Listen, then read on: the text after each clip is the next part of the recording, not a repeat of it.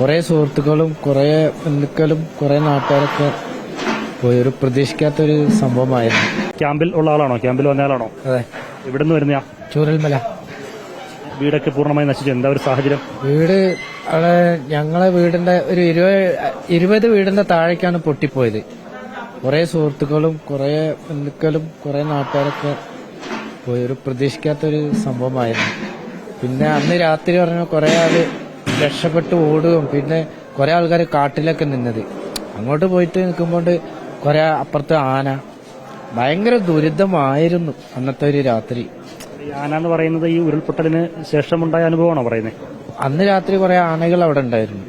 കാരണം ഏതെങ്കിലും ഒരു ഭാഗത്തു കൂടെ ആളുകൾക്ക് കയറി അങ്ങോട്ട് പോവുകയാണെങ്കിൽ പിന്നെ അവരും പറഞ്ഞിട്ട് കാര്യമില്ല. എല്ലാരും പറയുന്നത് മൃഗങ്ങൾക്ക് അറിയാം, അതുകൊണ്ട് മാറി വന്നായിരിക്കും. എന്നാലും കുറെ നല്ലൊരു എന്താ പറയാ ഒരു നാടന്ന് പോയി.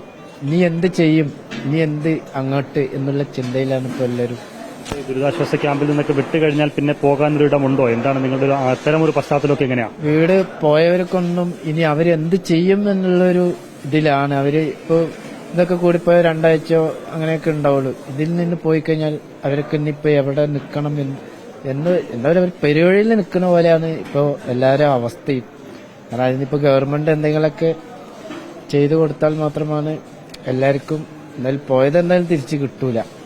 ഇനി ഉള്ളതെങ്കിലും, കാരണം ഇത് എസ്റ്റേറ്റ് പണിയും കൂലിപ്പണിയൊക്കെ എടുത്തിട്ട് കുറച്ച് സ്വരൂപിച്ച് വെച്ച് ഒരു 5 സെന്റ് സ്ഥലമൊക്കെ മേടിച്ച് വീട് വെച്ച് താമസിക്കുന്ന ആളുകളാണ് എല്ലാവരും. അതുകൊണ്ട് എല്ലാ പ്രതീക്ഷയും നഷ്ടപ്പെട്ടിരിക്കുകയാണ്. ഇന്ന് ഞങ്ങൾ വന്നിട്ട് 3 ദിവസമായി. ഇന്ന് രാവിലെ അങ്ങോട്ട് പോയായിരുന്നു. ആ ഭാഗം എന്നൊക്കെ കാണുമ്പോൾ ഫുൾ പാറക്കൂട്ടങ്ങളുള്ളൂ.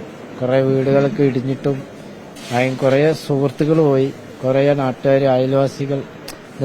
ജനിച്ചു വളർന്ന നാടാണ്. അപ്പൊ ബന്ധങ്ങള് അങ്ങനത്തെ ഒരു ഇത് കിട്ടൂലല്ലോ. സുഹൃത്തുക്കളെ ബന്ധുക്കളൊക്കെ ഒരുപാട് പേരെ നഷ്ടപ്പെട്ടിട്ടുണ്ടോ? ഇനിയും കാണാതായിട്ടുണ്ടോ? അവരെയൊക്കെ കിട്ടാതെ ഇനിയും പോയവരൊന്നും കുറെ സുഹൃത്തുക്കളെ കിട്ടാണ്ട്, പോയ ആളുകൾ കുറെ പേരെ കിട്ടാണ്ട്, കുറെ പേരെ കിട്ടി തിരിച്ചറിയാൻ പറ്റാതായിട്ടുണ്ട്.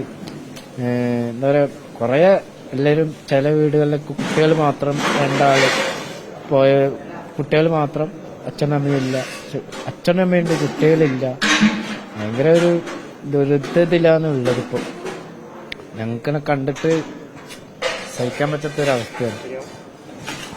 ഇത് തന്നെയാണ് ചേട്ടന്റെ മാത്രം അനുഭവമല്ല. ഇത്തരത്തിൽ ദുരിതാശ്വാസ ക്യാമ്പിൽ കഴിയുന്ന നിരവധി പേർക്ക് ഇത്തരത്തിൽ ഓരോ വേദനകൾ പങ്കുവയ്ക്കാനുണ്ടാകും, ഓരോ അനുഭവങ്ങൾ പങ്കുവയ്ക്കാനുണ്ടാകും. അവരുടെയൊക്കെ ഒരു ചോദ്യം ഇനി എന്ത് എന്നുള്ളത് തന്നെയാണ്.